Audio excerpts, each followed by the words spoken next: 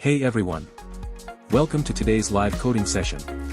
We'll be building a tool that lets us apply multiple box shadows to a preview box dynamically. We'll break it down step by step, starting with components and helper functions, and then bring it all together to see the magic in real time. Let's dive right in. Alright, let's start by setting up the structure of our app. So here, we start by initialize two pieces of state. Shadows, an array to store each box shadow we create. Controls, this array will control how many shadow controls we have on the screen. For now, this is just the setup. We'll build onto this as we move forward. Next, we're going to add a preview area where we'll see the box shadows in real time as we modify them. This will be a simple div styled using inline styles, where we'll dynamically apply the shadows.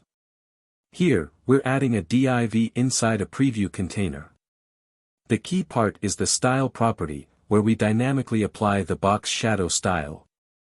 As we build shadows, they'll be joined together and applied to this preview box. Right now, nothing is happening yet, but this will be our visual display. Now let's move on to the interactive part.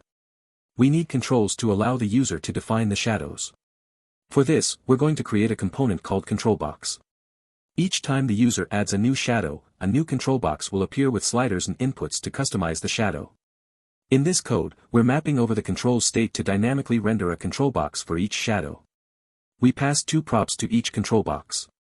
Key, a unique identifier for React to keep track of each control.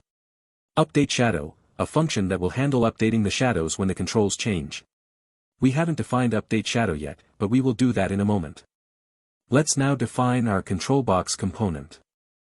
This component will handle the user input for each individual shadow, such as the offset, blur, spread, and color. Inside the controlBox component, we're managing its own piece of state called shadow model, which stores the properties for a single shadow. It includes X and Y, these control the horizontal and vertical offsets of the shadow. Blur, this controls the blur radius. Spread, determines how much the shadow spreads. Color, the color of the shadow. Inset, whether the shadow is inside the element or outside. Now, let's add input fields that allow us to adjust the shadow's properties.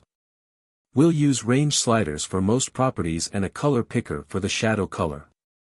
As you can see, we're using a combination of range inputs for the numerical values and a color input for selecting the shadow color. Each time a value changes, it updates the shadow model state. We're also using a checkbox to toggle the inset property, which determines whether the shadow is inside the box or cast outside.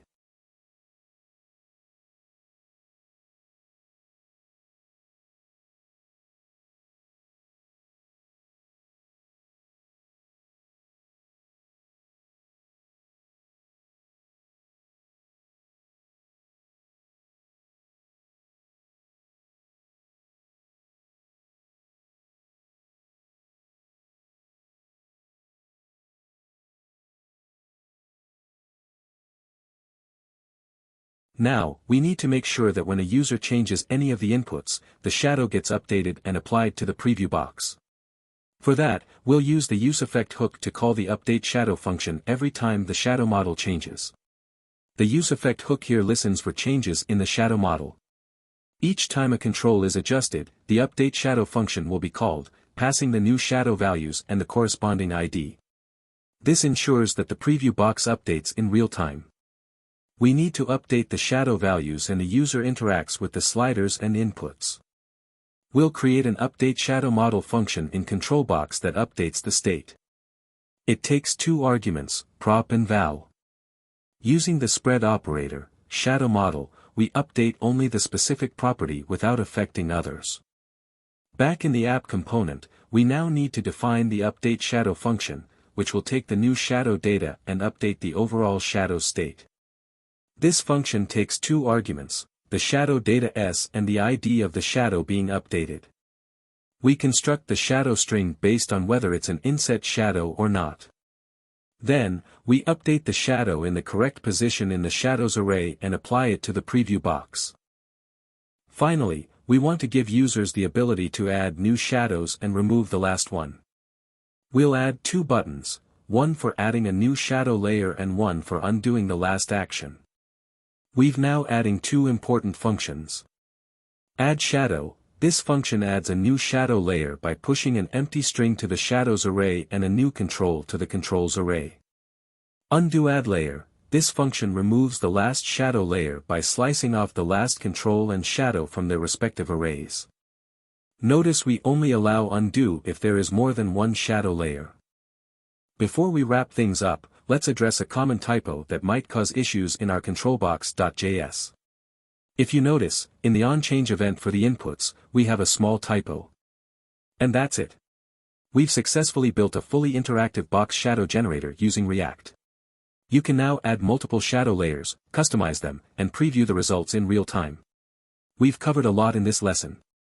Setting up state for shadows and controls. Creating a dynamic preview box that updates as we change values. Building a control box component to manage individual shadow properties. Adding functionality for managing multiple shadow layers. I hope this helped you understand how to manage dynamic UI and multiple elements in React. Now you can play around with the shadow settings and experiment with different looks.